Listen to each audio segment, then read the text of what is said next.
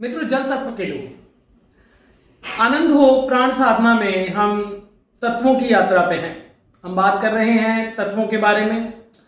हमने बात की है अभी तक अग्नि तत्व के बारे में। हमने बात की है कि अग्नि तत्व के जातक कैसे होते हैं। अभी हम लोग जल तत्व के बारे में बात कर रहे हैं और जल तत्व के भावनात्मक तल के बारे में हमारी बात हुई है अभी तक। अब आगे यह है कि उनका चेहरा कैसा होता है। जल तत्व के लोग जो होते हैं, जल तत्व के जो लोग होते हैं उनमें भावना प्रमुख होती है। ये हमने बात की। अब जैसा आपके अंदर होगा वैसा ही तो बाहर आएगा ना, है ना। तो वैसा ही उनके बाहर आता है। उनके अंदर की भावना उनके चेहरे पर झलकती है। अब जल का चंद्र से बहुत संबंध है। अच्छा, जल का चंद्र से संबंध होने के कारण ही भावनात्मक तल प्रमुख है। परंतु चंद्र जैसे गोल होता है वैसे ही इनका चेहरा मध्यम कद से लेकर बहुत छोटी हाइट के नहीं होते, परंतु ये मध्यम के करीब के होते हैं। चेहरा इनका गोल होता है। तो इनका चेहरा गोल होता है, रंग सांवला या फेयर होता है। चाहे सांवला हो चाहे फेयर हो, जैसा भी होगा इनके चेहरे पर अलग ही आभा नजर आएगी।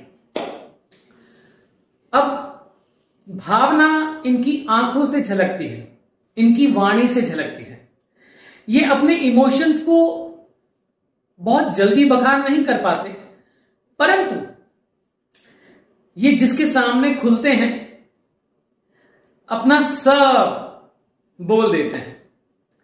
अब जैसे जल को आदत जल की जो टेंडेंसी है वो अपने आप में ग्रास्प कर लेने की है, वैसे ही ये लोगों के दुखों को अपने अंदर ग्रास्प कर लेते हैं। कद इनका मध्यम के करीब होता है और यानी बहुत छोटे भी नहीं और बहुत बड़े भी नहीं, और चेहरा गोल होता है। आंखें चमकदार होती हैं।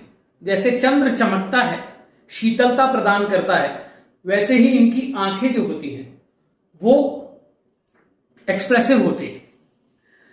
कम बोलते हैं, परंतु जिससे बोलते हैं पूर्ण रूप से बोलते हैं। जल जो है, इनके अंदर की जो जल शक्ति है वो इन्हें इस काबिल बनाती है कि सामने वाले व्यक्ति के भावनाओं को निकाल ले। सभी के साथ घुल मिल जाते हैं, प्रेम करते हैं, परंतु छोड़ भी देते हैं। ये पिछली वीडियो में भी हमारी बात हुई। अगर छोड़ दें तो वापस नहीं देखते।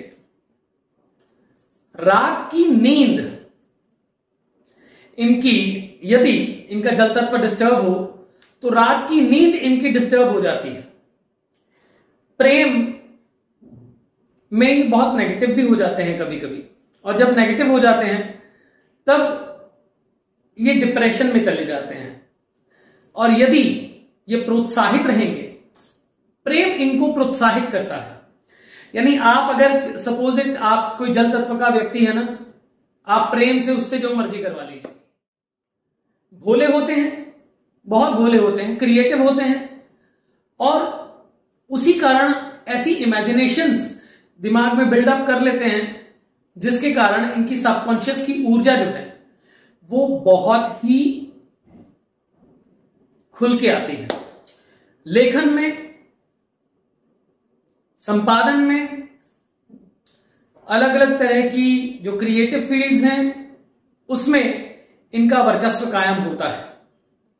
तभी मैं कहता हूं कि जल के बिना जीवन नहीं ना, तो जल तत्व के लोगों के बिना भी जीवन नहीं, क्योंकि इतना इमोशनल कोई नहीं होता जितने ये लोग होते हैं।